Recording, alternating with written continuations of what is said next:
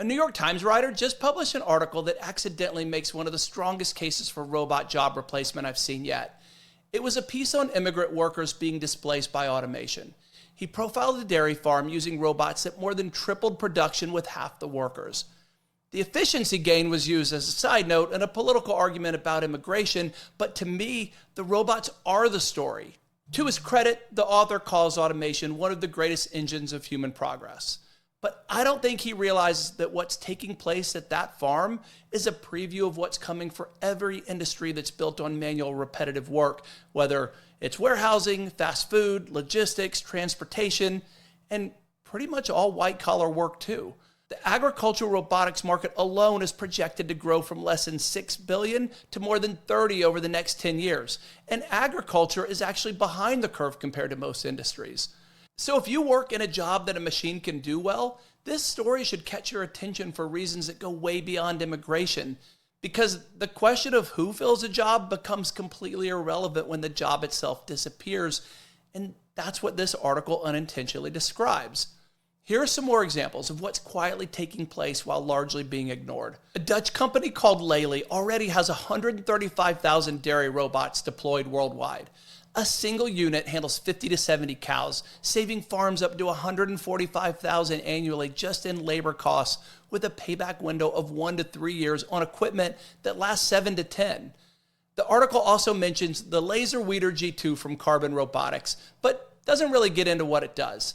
This thing has AI cameras trained on over 150 million plant images, NVIDIA processors, and up to 24 lasers that kill weeds with sub-millimeter precision.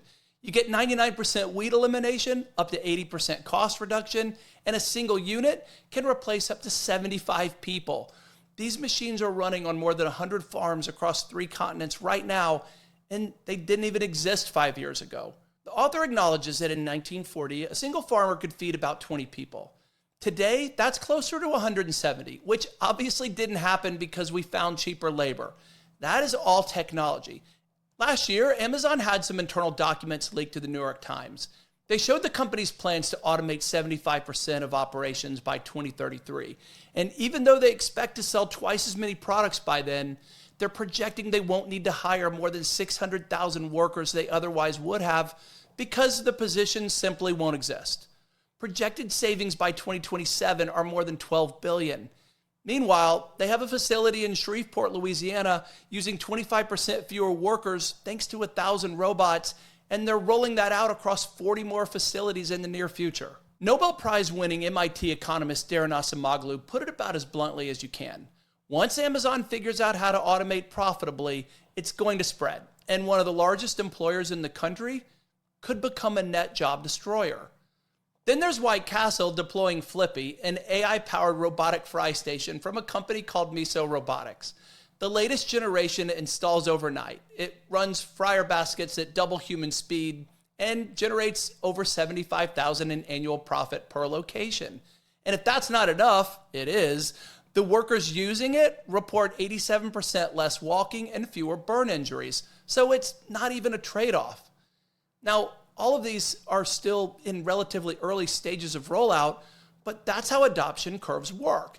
Gradually, then suddenly. John Deere has fully autonomous tractors, and Deloitte has said that almost half of all quick service restaurants are increasing their investments in AI and robotics. I could keep going all day on this.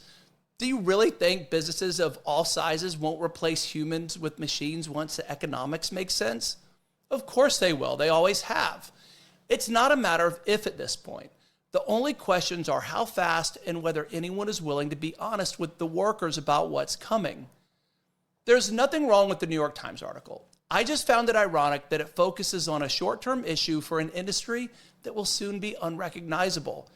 It's like so many of the headlines that we see today that keep Americans fighting with each other. We're focused on the current issue while completely missing what will become a much bigger problem. The article mentions that dairy automation is still a novelty in America while it's already widespread in Europe. Think about what that actually means. We haven't even caught up to where Europe is right now. The laser weeder didn't exist 5 years ago. The latest Flippy is half the size and twice as fast as a previous model. And Amazon went from experimenting with warehouse robots to planning 75% automation in under a decade. And they all follow the same pattern. Undesirable jobs get automated first, and the reality is people don't even want that kind of work. The political debate is noise. What you should actually be paying attention to is which jobs are able to be replaced by technology, because that list gets longer every month if your work is repetitive. Not enough people are paying attention, as this is playing out right now across customer service, legal work, design, development, and dozens of other jobs. When a business can get better results at lower costs through technology, the outcome is inevitable. And the only question left is timing, which keeps accelerating at a pace unlike anything we've ever experienced. So if your work is repetitive, rules-based, or physically demanding in a way that a machine can handle, the clock is ticking.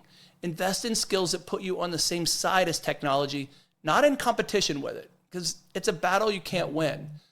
No matter what you do professionally, learn to leverage AI instead of waiting to be replaced by it. And that's what I'll continue to talk about on this channel. So if you want to stay ahead of it, subscribe, and thanks for listening.